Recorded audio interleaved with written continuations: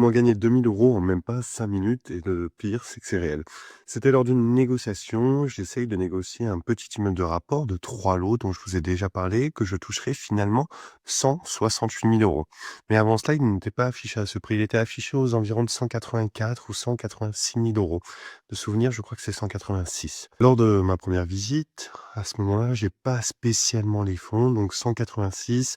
J'essaye une offre assez agressive, il me semble, à 168 000 €, qui ne passera bien évidemment pas. J'ai d'autres personnes qui se sont mis dessus et donc très bien.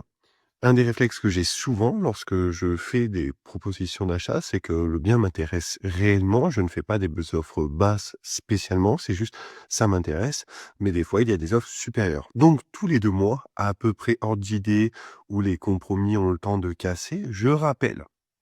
Je rappelle une première fois. Au bout de 2 mois, le compromis a sauté. Très bien, rebelote, je refais une offre, mais cette fois peut-être à 170 000, quelque chose comme ça et on me redit qu'il est parti, je crois, à 184 000. Bon, très bien.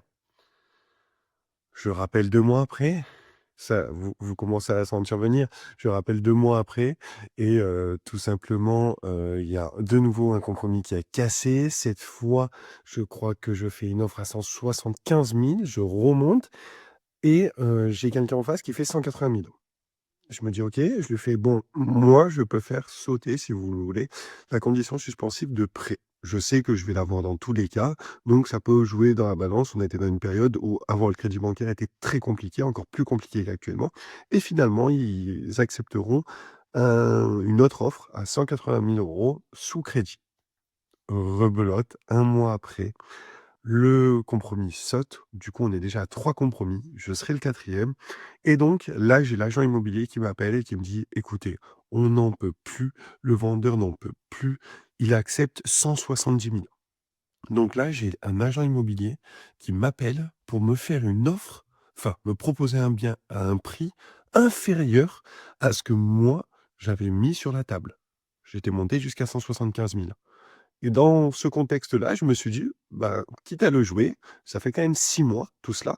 Donc j'ai dit simplement que j'étais sur d'autres projets, que j'avais eu d'autres frais, des travaux, des éléments comme ça. Si je vous avais fait une offre initialement à 168 000, c'était en fonction de mes calculs et donc je refaisais une offre à 168 000 et je ne pourrais pas aller au-delà. Je voyais qu'ils étaient un peu à bout dans la négociation et par conséquent, il me semble que c'est l'agent immobilier qui a préféré diminuer sa commission de 2 000 € parce que le dossier devenait dramatique. L'appel a duré 3 minutes 40, j'ai gagné 2 000 €.